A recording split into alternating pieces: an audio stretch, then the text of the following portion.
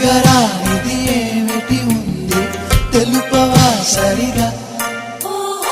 మనసు చాటున ఎందుకు ఉంది తెరలు త్వరగా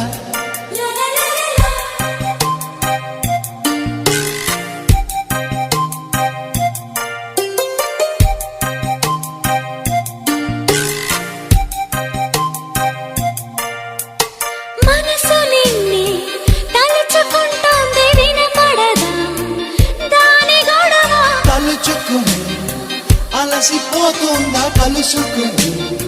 చొరవలేదా ఇబ్బంది పడి ఎన్నాళ్ళి